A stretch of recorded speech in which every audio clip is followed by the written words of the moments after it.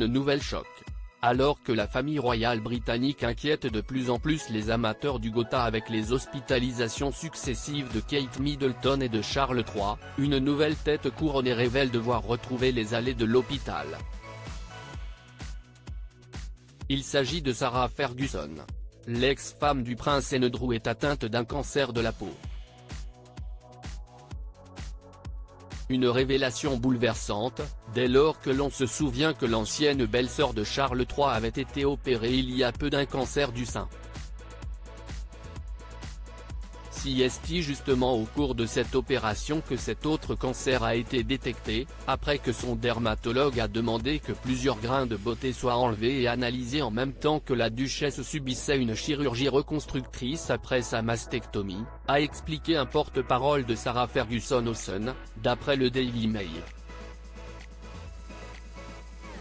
Le bilan est sans appel, l'un de ces grains de beauté s'est révélé être un mélanome malin, soit la forme la plus sérieuse de cancer de la peau. Une nouvelle pénible pour la mère d'Eugénie et de Béatrice Dior, qui mène actuellement d'autres examens pour établir le stade de l'avancée du cancer, et savoir s'il a été détecté à temps. Sarah Ferguson, qui est depuis en Autriche où elle se repose après avoir passé les fêtes en famille à Sandringham, ne faiblit pas et semble de bonne humeur malgré tout.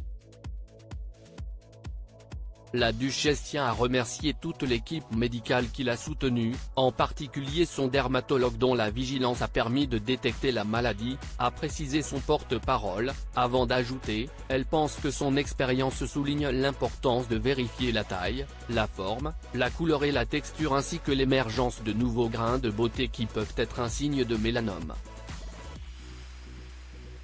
La prévention, la nouvelle bataille de la famille royale. Si l'ex-femme d'Andrew a décidé de témoigner pour encourager une approche préventive concernant cette maladie, Charles III a, lui aussi, fait part de son mal au nom de la prévention. Atteint d'une hypertrophie de la prostate, le roi a décidé de lever le tabou autour de cette pathologie afin d'encourager d'autres hommes à se faire examiner. Cette déclaration a été complétée par une mention aux milliers d'hommes qui souffrent chaque année de ce mal, comme le roi Charles III qui a cherché un traitement contre une hypertrophie de la prostate. S'ajoutant à la masse d'hommes qui subissent cette pathologie, le père des princes William et Harry a montré sa proximité à ces sujets. Article écrit en collaboration avec 6 médias.